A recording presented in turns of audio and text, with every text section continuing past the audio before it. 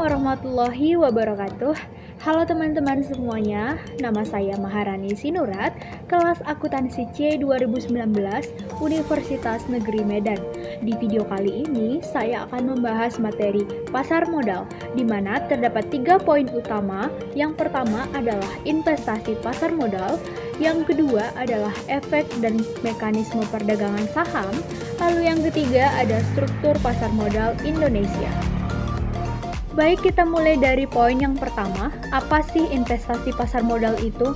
Investasi pasar modal adalah kegiatan membeli efek untuk memperoleh keuntungan berupa capital gain dan dividen, di mana capital gain merupakan selisih harga beli dan harga jual efek. Misalnya, kita membeli saham pada harga 700 per lembar saham, dan ketika kita menjual, harganya menjadi 800 per lembar saham. Lalu dividen adalah pembagian keuntungan kepada para pemegang saham. Lalu muncul pertanyaan, perlukah kita berinvestasi? Sebelumnya saya akan memberitahu apa itu inflasi. Inflasi adalah meningkatnya harga-harga umum secara terus-menerus, atau dengan kata lain, proses menurunnya nilai uang secara terus-menerus. Dengan berinvestasi sejak dini, maka kita dapat melindungi nilai aset dari inflasi yang menyebabkan turunnya daya beli uang yang kita miliki. Tidak hanya itu, investasi juga mampu membantu kebutuhan di masa yang akan datang. Selanjutnya, perbedaan investasi dan menabung. Menabung merupakan kegiatan menyisihkan uang untuk kebutuhan jangka pendek maupun dana darurat. Sedangkan investasi merupakan pengembangan uang yang dimiliki untuk mendapatkan keuntungan. Jika disuruh memilih menabung atau investasi, jawaban apa yang akan teman-teman pilih? Baik, saya akan memberikan gambaran sedikit pada gambar yang ada di samping saya, tingkat return pada 5 kegiatan. Yang pertama ada tabungan dengan tingkat return per tahunnya yaitu 2,42%, deposito 6,91%, emas 7,76%, obligasi negara 8,47%, dan yang terakhir ada saham dengan tingkat return 17,52%. Wow, tingkat return yang paling besar dipegang oleh saham. Misalnya, kita menabung pada tahun 2006 sebanyak 100.000. Dengan data yang ada, kita bisa menghitung uang yang dimiliki pada tahun 2016 adalah 124.000 dengan 24.000 sebagai keuntungan. Namun, jika kita berinvestasi pada tahun 2006, maka uang yang kita dapatkan pada tahun 2016 adalah 300.000, teman-teman. Bayangkan yang tadinya kita hanya berinvestasi 100.000, uang kita 10 tahun lagi menjadi 300.000, teman-teman. Kita lihat pada grafik tahun 2007, harga saham meningkat dengan cepat. Namun pada tahun selanjutnya, tahun 2008, harga saham tiba-tiba sangat anjlok, teman-teman. Tetapi pada tahun selanjutnya kita lihat kembali, pada tahun 2009, 2010, 2011, harga saham benar-benar meningkat secara signifikan. Resikonya besar, begitupun dengan keuntungannya. Dari sini kita bisa melihat ya teman-teman, jika investasi yang kita miliki harganya sedang turun, harganya sedang anjlok, kita jangan terburu-buru untuk menjualnya, karena kemungkinan harga saham meningkat kembali itu selalu ada. Dengan tingginya return investasi, tidak sedikit pihak yang gencar melakukan penipuan. Jika teman-teman pernah mendengar aplikasi Alimama, ya aplikasi ini merupakan salah satu aplikasi penipuan. Sistematikanya kurang lebih seperti ini. Jika kita berinvestasi sebanyak 100.000, kemudian melakukan pembelian barang online yang katanya di marketplace Alibaba, kita akan mendapatkan untung 10.000 per harinya. Dan setelah 20 hari, jumlah uang yang kita miliki menjadi 300.000. Sangat tidak masuk akal ya teman-teman. Jika kita bandingkan dengan produk saham di awal, butuh waktu 10 tahun agar uang yang tadinya 100.000 menjadi 300.000. Benar, di awal diluncurkannya aplikasi ini banyak pengguna yang merasakan manfaatnya. Namun ketika sudah banyak pengguna yang mendownload aplikasi ini melakukan investasi secara besar-besaran, pihak dari Alimama langsung melarikan diri membawa miliaran uang investasi dari para pengguna. Dan tidak ada gunanya melaporkan aplikasi ini kepada otoritas jasa keuangan atau lembaga keuangan lainnya, karena sedari awal aplikasi ini merupakan aplikasi ilegal yang tidak atau memang tidak ada mengantongi izin dari OJK itu sendiri.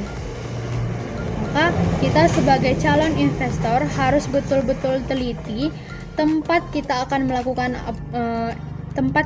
melakukan investasi, apakah sudah mengantongi izin OJK atau belum. Baik, poin yang kedua ada efek dan mekanisme perdagangan saham. Di awal kita sudah banyak menyinggung tentang saham. Saham adalah bukti kepemilikan suatu perseroan yang merupakan klaim atas penghasilan dan kekayaan perseroan. Minimal pembelian saham itu adalah 1 lot atau 100 lembar. Mari kita bahas konsep dasar saham. Kita misalkan Pak Budi ingin membuka usaha bakso dan membutuhkan modal 8 juta. Namun, Pak Budi hanya memiliki dana 1 juta. Maka Pak Budi mengajak 7 temannya untuk menanamkan modal masing-masing 1 juta. Setelah itu, usaha Pak Budi berkembang sehingga hasilnya menjadi 16 juta. Maka masing-masing mereka mendapatkan saham 2 juta. Begitulah kira-kira konsep dasar saham. Nah, selain saham, ada yang namanya obligasi. Obligasi adalah surat utang jangka panjang yang berisi janji untuk membayar imbalan berupa bunga pada periode tertentu dan melunasi pokok hutang pada waktu yang sudah disepakati. Selain obligasi pun ada yang namanya reksadana. Reksadana adalah sarana untuk menghimpun dana dari masyarakat untuk diinvestasikan oleh manajer investasi. Dalam saham ada yang namanya price and time priority. Price and time priority adalah prioritas dalam melakukan transaksi efek di bursa efek atau pasar reguler, di mana pihak yang menawarkan harga paling tinggi untuk membeli atau paling rendah untuk menjual akan mendapatkan prioritas dalam suatu transaksi. Sementara penawaran pada harga yang sama, baik untuk beli maupun untuk jual, prioritas diberikan kepada siapa yang lebih dahulu memasukkan penawaran tersebut. Baik teman-teman, kita masuk ke poin yang ketiga, struktur pasar modal Indonesia. Yang pertama ada OJK. Tugas OJK adalah melakukan pengaturan dan pengawasan terhadap kegiatan jasa keuangan di sektor perbankan, sektor pasar modal, dan sektor industri keuangan non-bank. Yang kedua ada Bursa Efek Indonesia atau BEI. BEI didirikan untuk menyelenggarakan perdagangan efek di pasar modal Indonesia yang teratur dan efisien. Yang ketiga ada Lembaga Penyimpanan dan Penyelesaian atau LPP.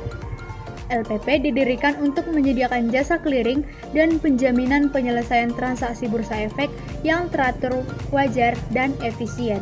Nah, yang keempat itu ada Lembaga Clearing dan Penjaminan atau LKP. LKP didirikan untuk menyediakan jasa clearing dan penjaminan penyelesaian transaksi bursa efek. Yang terakhir ada Securities Investor Protection Fund atau SIPF. SIPF adalah kumpulan dana yang terbentuk untuk melindungi pemodal dari hilangnya aset pemodal. Nah, sekian materi mengenai sekolah pasar modal. Jika teman-teman ingin belajar saham sebagai pemula, saya menyarankan menggunakan iPod atau PT Indo Premier Sekuritas.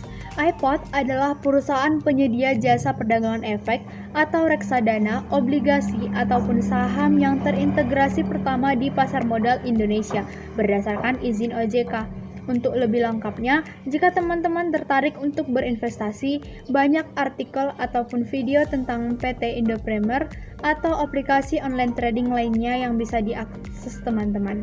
Karena saat ini sudah banyak aplikasi trading online yang sudah mengantongi izin OJK. Kita sudah membahas alasan pentingnya berinvestasi sejak dini. Maka dari itu, saya mengharapkan teman-teman juga segera melakukan investasi. Tidak perlu dengan modal yang besar.